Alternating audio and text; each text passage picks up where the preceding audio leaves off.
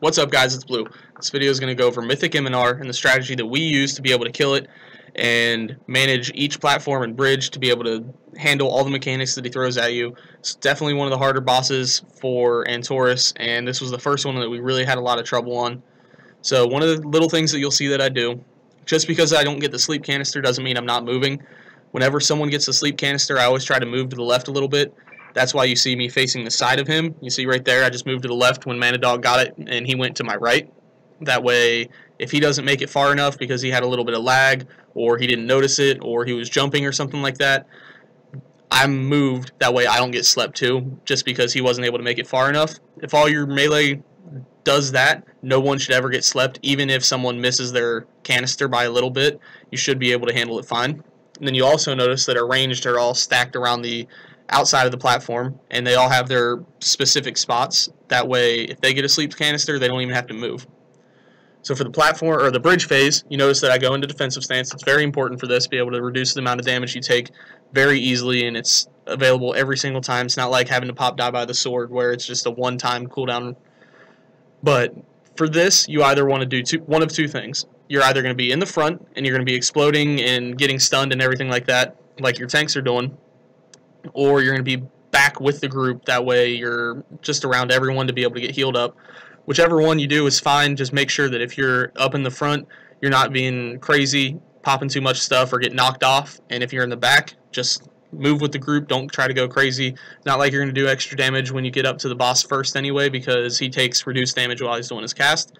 So just make it across, stay with your group. It'll be a lot easier for everybody. When you get the what's it called? The charged blast, when he does the line ability right at you, always look at the line, figure out if you're being targeted by the left ship or the right ship, and go to whichever side. You saw I was the right ship, so I went to the right side, completely cleared the group from having to deal with that mechanic. No one has to worry about it. Beams aren't crossing, so no one's getting hit. Group doesn't get shot around. It just makes it that much easier. And then you also notice that we're all stacked up for the shrapnel blast. Whenever he casts it, we move as a group. That way we manage the stacks on the right side of the platform, and the left and the middle of the platform is nice and clean for when we come back in phase 4. And you'll definitely see how much easier it is since we managed it correct. Back to the bridge phase, I'm going to go into defensive stance, and then we're all going to huddle up right here, and we're going to pop all the healer cooldowns to reduce the damage taken and everything like that. We have 2 warriors, so the other one used his commanding shout first, and then I'm saving mine for the last bridge when we go across. That way we can have it for both bridges. It's just another cooldown to be able to help everyone survive the damage. And then another little thing we do is we have our tank interrupt the cast a little early, and that way we stop getting that wind and we're able to get going a little bit quicker. But one of the downsides to that is you'll notice right here, someone got the sleep canister and they weren't able to get all the way over to their spot yet. So all the melee group had to react, and we all went to the left just to avoid him. So if you're going to do that and you're going to have your tank interrupt early, just make sure when you're trying to get into position that you're aware of the DPS that gets the sleep canister. If he's not able to use a movement ability, like let's say he's a Death Knight or something like that and he's not quick, you're going to need to move out of his way. That way you don't get slept. Other than that, just doing damage like normal. Never forget to change out of defensive stance. You always want to be in defensive stance for the bridge and then battle stance for when you're fighting. That just makes sense, but it's pretty easy to forget sometimes, so always pay attention to that. You notice that I'm still moving away from the sleep canisters. It's really important. Just one sleep could screw up everything. Back to the bridge phase. Same thing as the first time. Just either stay in the group and get healed up, always have a defensive stance, or stay in the front, hit everything, get knocked back, get stunned, and contribute that way. But one of those two is what you're going to want to do. You don't want to try to run past everything and get ahead of everyone, because then you're just going to be taking damage up by the boss and be a pain for your group to be able to have to catch up to you, and you're not really doing anything, and you're not going to do extra damage because he has the conflagration cast going anyway. You see the little bit of damage I'm able to do. So that's a great time to be able to get a double charge, get extra rage for when you get over and you're not able to charge because the middle of the platform is being used by sleep canisters. So you notice here, because we managed our charged blasts good in phase 2, we have the middle of the platform available for sleep canisters, and we're able to stack on the left. That's really important because you don't have a lot of room over here because you had to deal with the mechanic from phase 2. So having that middle of the platform clear is very important.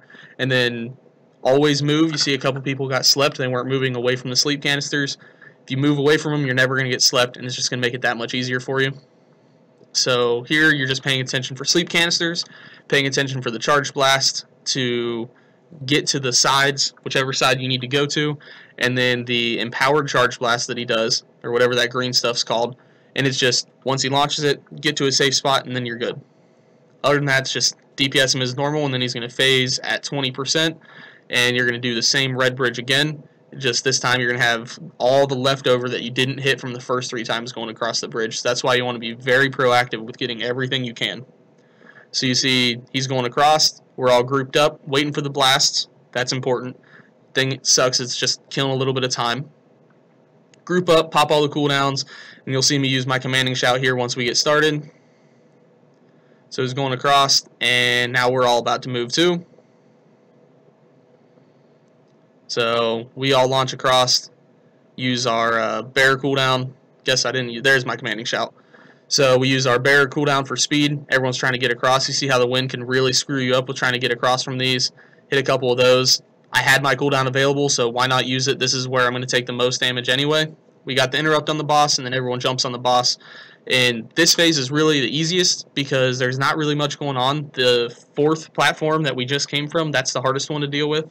Once you get here, it's just sleep canisters and kind of that's it. He does the empowered shrapnel blast, and that's about it. And those are really easy to avoid. You just back up a little bit, go to the side, whatever, and just spam your execute phase rotation. Right here is where you're going to try to pump out as much damage as possible. Use your pots, use whatever you can because it is a pretty quick berserk timer. One of the things I just noticed when I popped out, I forgot to switch out a defensive stance. Like I said, it's pretty easy to forget, and when you're trying to like get through everything, it just slips out of your mind, which sucks, but it's better to have it for the bridge phase than it is to not have it for the bridge phase because it's really important to get that damage reduction while you're going across just to help your group out. So just right here, continuing the execute phase, and we're going to get the kill here right there. And ended up getting lucky, got my bonus roll, and got an upgrade on my shoulders, so I was pretty happy about that. Hopefully this video is helpful for you. If you liked it, give it a thumbs up. Comment if you have any questions. I'm going to start doing this for all my videos, this kind of commentary, and I hope that you guys enjoy it, and I'll see you guys next time.